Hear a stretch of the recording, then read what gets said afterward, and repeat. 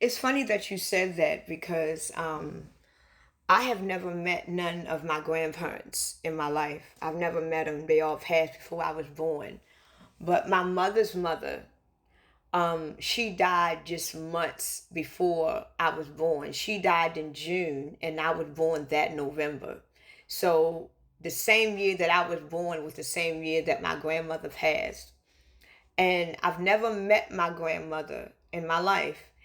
And after doing some deep research about my grandmother through my mother and my aunts and my uncles, I realized that I have a lot of similarities to my grandmother. And my family members always tell me how I look like her. And mind you, my grandmother had three girls and two boys, and my mother is the middle child.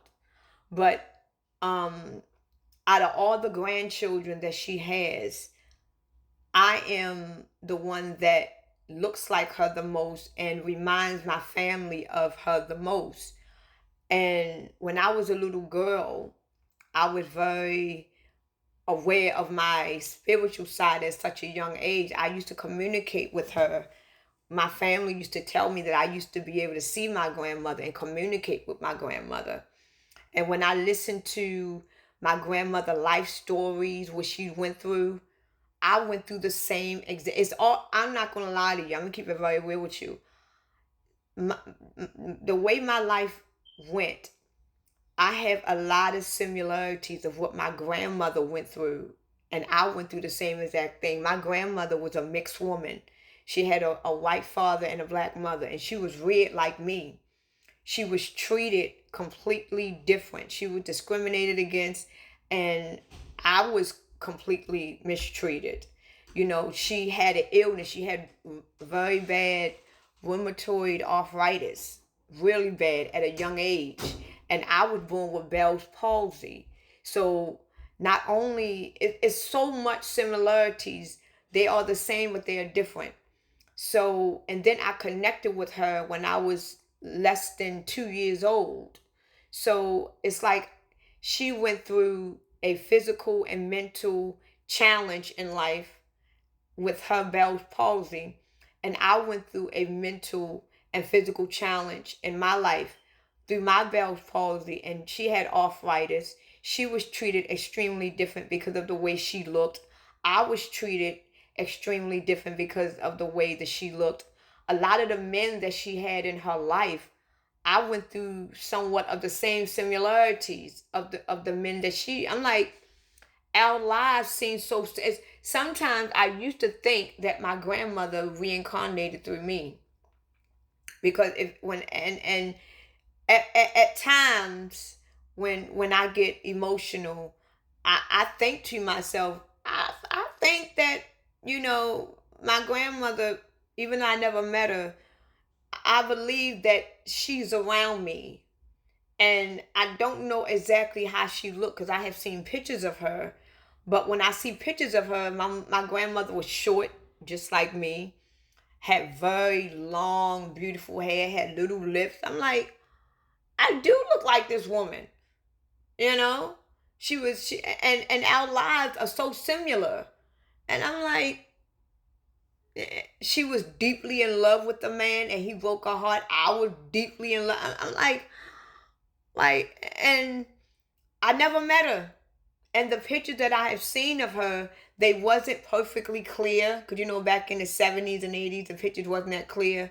But the pictures that I have seen of her, you would think that I would be her daughter. And I do understand and I am truly aware that in the physical world, we can have aspects of our physical ancestors. But at the end of the day, even though I look like my grandmother, even though I have a lot of life similarities as my grandmother, she is my physical ancestor. And I did come from her womb.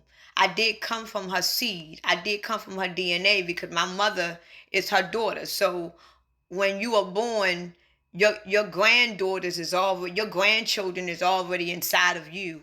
So I am aware that I am still a reflection of my grandmother in the physical. And in the spiritual, I have a very deep connection. So I do know that in the spiritual world, the soul of my grandmother, the spirit of my grandmother is still around me and is still protecting me. I am aware of that. And I am aware that I am being watched by not only my grandmother, but also my father that has passed. But I do know that I am indeed, at the end of the day, whenever I need guidance and assistance, I go deep within myself because I know that I am the church. I know that I am the temple, and I know that I am Christ. So whenever I want guidance or whenever I need deep understandings, I know to go within my higher self. I know to go deep within my soul because my soul knows all things. But I am aware that my grandmother is watching over me. I am aware that at the end of the day, we still have ancestral generational curses in the physical that we must break. And right now, my grandmother, she was going through her ancestral generational physical curses that she had to break. And I am now the chosen one, down from my grandmother, that has to break the same ancestral generational curse. So just like my grandmother had physical and mental disadvantages, just like me, I am now the chosen one that has to break the ancestral and generational curse. So it's a very deep, life is very deep, and honestly it's very simple, but at the same time it's hard to understand because my grandmother had rheumatoid arthritis so bad until she was crippled. It was nothing that she could do. So the fact that now I am born with Bell's palsy, I am born with a disadvantage, it is now my chance to break the ancestral generational physical curse that maybe she couldn't, you know. So I am now the chosen one. See, when you claim yourself to be a chosen one, you got to know what that really means. It's a lot to it's a lot that is put on a chosen one.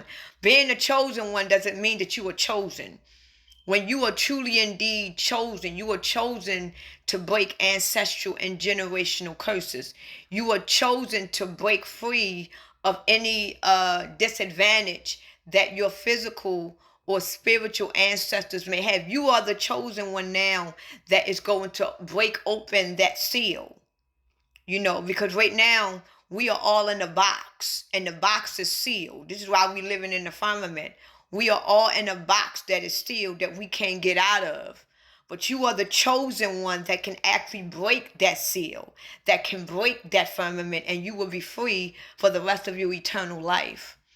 So you are the chosen one that is here to break ancestral and generational curse, to finally break that firmament, to break that seal, to open up that seal, and you are going to free yourself.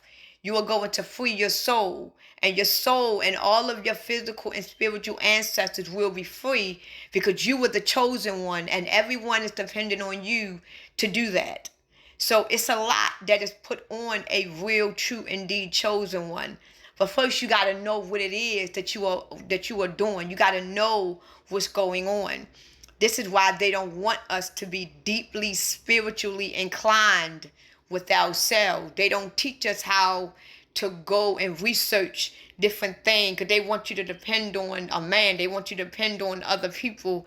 They want you to go outside of yourself and look outside of yourself and seek outside of yourself when everything is deep within.